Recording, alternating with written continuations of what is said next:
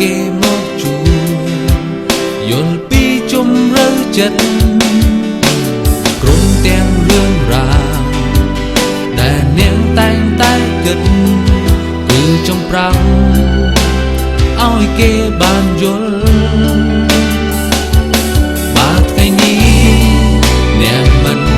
ទាន់មានគេចង់ឲ្យដឹងគឺមានអ្នកនៅក្បែរយល់ពីចិត្តអ្នកហើយនឹងមិនបែកបាក់ទោះបីជាមានរឿងរ៉ាវយ៉ាងណាព្រះយេស៊ូវយល់ចិត្តហើយត្រៀមនឹងជួយអ្នកនាំអ្នកឆ្លងផុតពីទុក្ខព្រួយទាំងឡាយសូមឲ្យអ្នកជឿជាក់នោះនឹងលែងមានការខ្វល់ខ្វាយអ្នកនឹងបានដឹង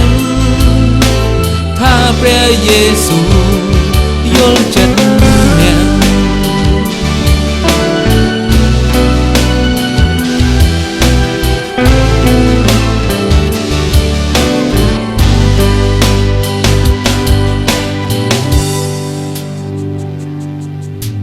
គ្រាន់តែចង់ប្រាប់ឲ្យដឹងនឹងបានយល់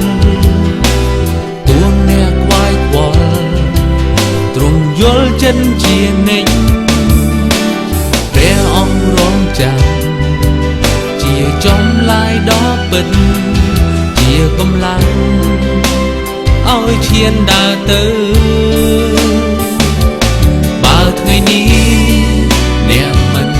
ទាន់មានគេចង់ឲ្យដឹងគឺមានអ្នកនៅក្បែរយល់ពីចិត្តអ្នកហើយនឹងមិនបែកបាក់ទោះបីជា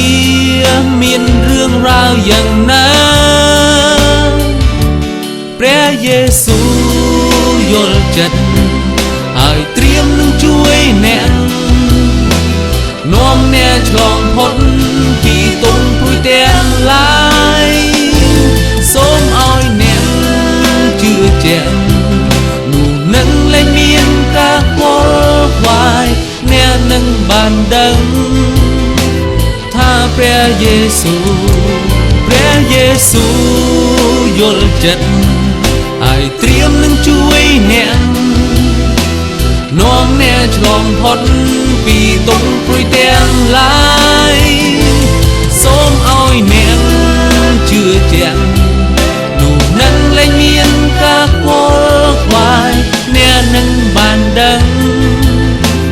ថាព្រះយេស៊ូវយល់ចិត្តអ្នក